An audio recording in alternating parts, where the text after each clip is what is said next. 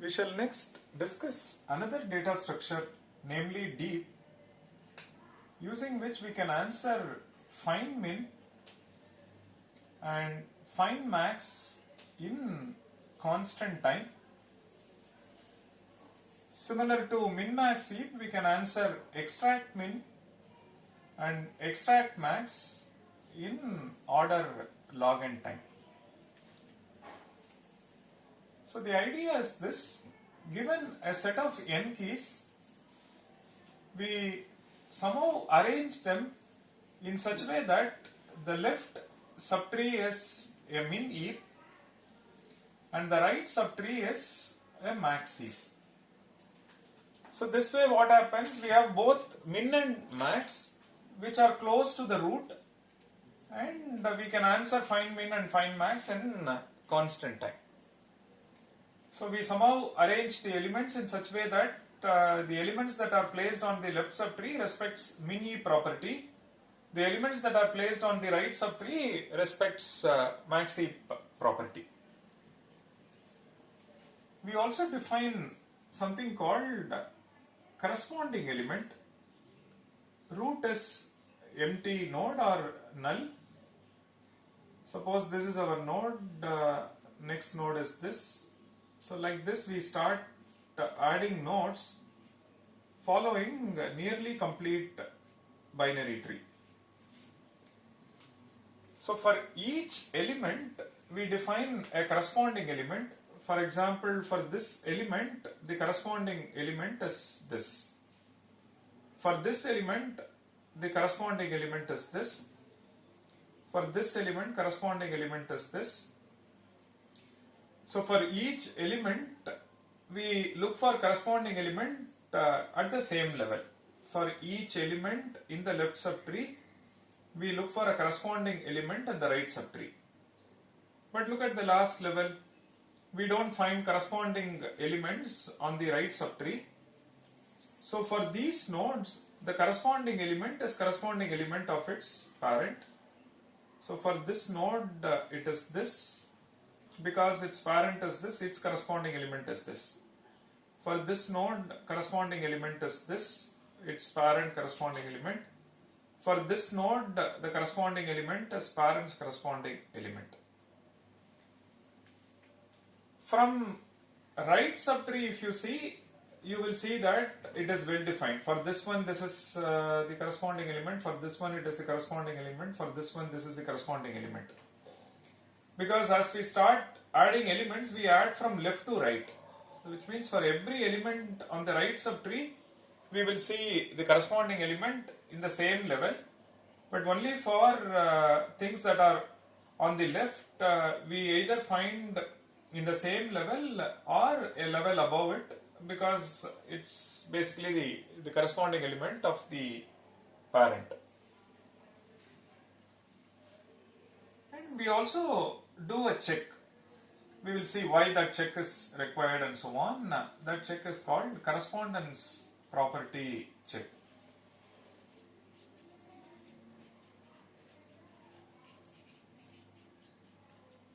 So for an element x belonging to left subtree, so the value of x, right, that should be less than or equal to the value we see on the corresponding element. So the value of this must be less than or equal to this. Suppose it is not, there is a violation, then go for swap corresponding element and this. Fine. And for an element x belongs to this, if x less than or equal to this, it's precisely this. And if corresponding element of x is not defined, meaning the right subtree is empty and so on, if that's the case, then corresponding element of x is basically corresponding element of parent of x. look at parent of x, look at its corresponding element, that is the corresponding element for the element x. For right subtree, corresponding element, for this one it is this, for this one it is this, and so on. It is at the same level. So even for an element y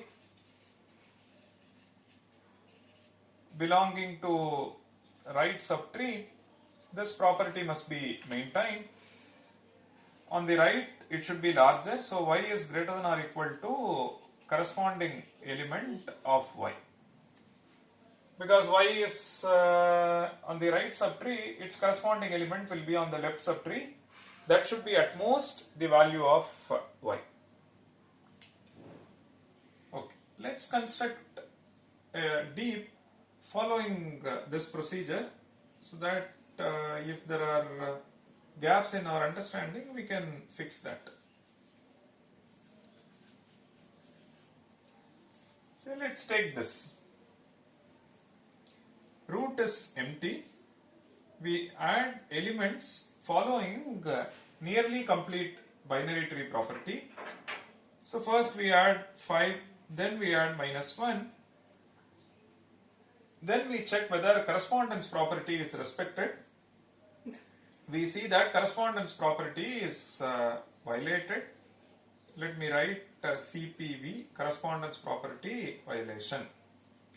Go for swap, then this becomes -1, this becomes 5.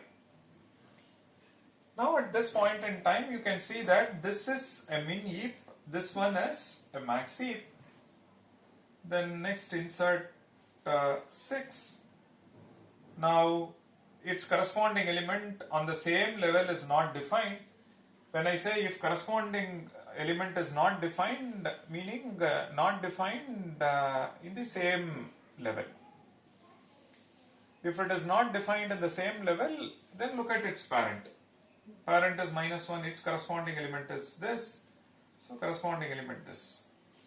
Now again there is a CP violation. Now on this side -1, this side 5, next one is 6. Now this one is a min heap, this one is a max heap. Next let's insert 10 following nearly complete binary tree property.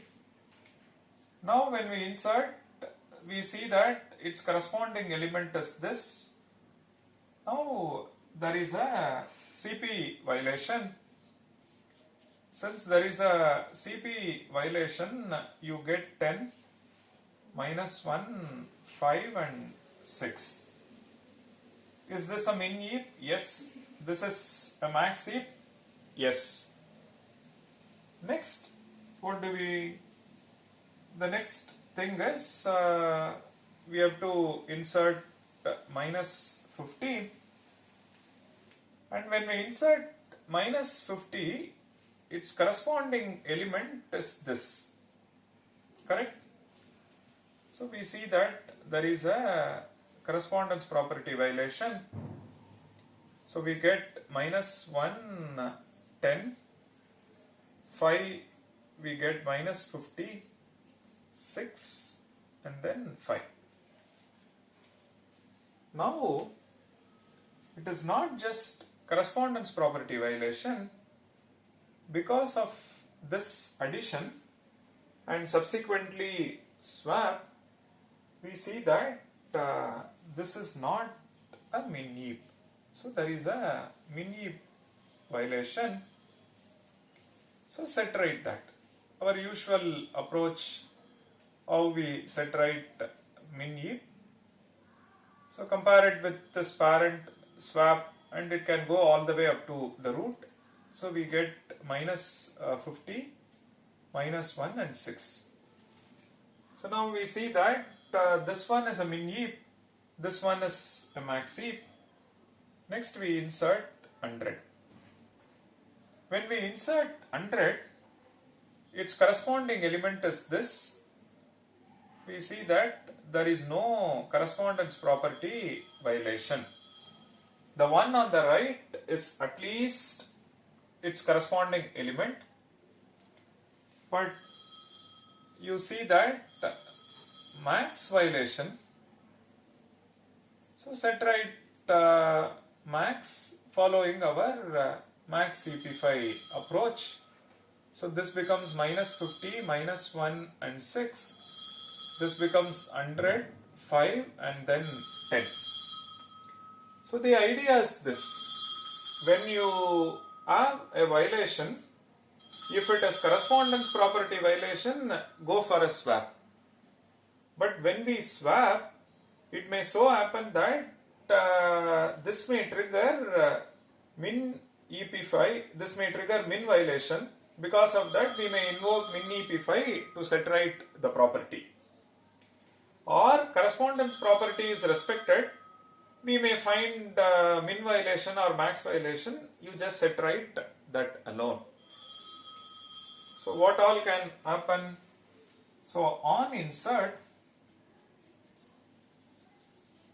it is just no violation at all, no correspondence property violation, no min violation, no max violation. Everything is perfect. Or we may find the correspondence property violation. If there is this, then you go for swap. So when you go for swap, we have to be careful about the construction.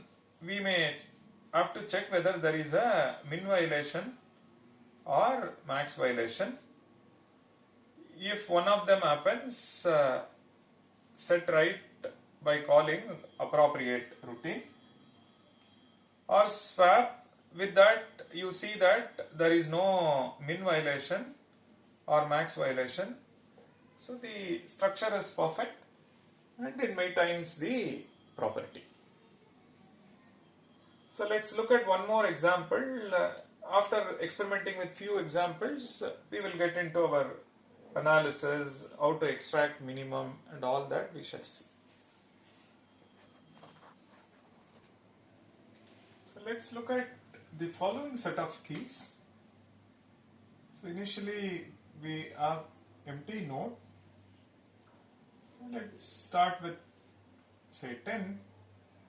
Then we insert say 100. So we see that there is no correspondence property violation. So no CPV. Things are fine. Next we insert say 5. Now we see that there is no correspondence property violation because corresponding element for this one is this. However, we see that there is min violation. So we set right that. So this becomes 5, 10 and then 100. So there is no CP violation, but we may find min violation or max violation. That is what we are seeing now. So next we insert say 2. Again we see that this is precisely the corresponding element. 2 is less than or equal to 100. No correspondence property violation, but there is a min violation. So to set right that, we get 2, 5, 10 and then 100. Fine. Next we insert say 300. We see that there is no correspondence property violation because for this element, corresponding element is this. There is no violation, but max violation. So set right, we get 2, 5, 10, 300 and 100. Fine. Next we insert say -5. So when we do this, corresponding element for this one is this, for this one it is this. So this is the corresponding element. Now, two things are happening. One, correspondence property violation. Set right that. When we set right that, we get 100. On this side it is 5. On this side it is 2, 10 and then minus 5. And subsequently, this violation is triggering min EP5 because this one is not min EP, so min violation is happening. So set right that. So when we set right that, we get 300 on this side, 5 on this side, 100 on this side. This side we get minus 5, 2 and then 10. So on insert, correspondence property violation can happen. We swap and then we may find min or max. In this case, there is a min violation. Fine. Next one, we have to follow this order, right? We start inserting following nearly complete binary tree property. Correct? So let's look at this. So let me add 150. Now what is happening? We see that the corresponding element is precisely this. Now on this side we have 300, then 150, 5, minus 5, 10, 2, then 100 will come. So correspondence property violation, that is all. Then go for swap. Then there is no violation of minimum and there is no violation of maximum. So everything is perfect. Fine. So next you insert say minus 10.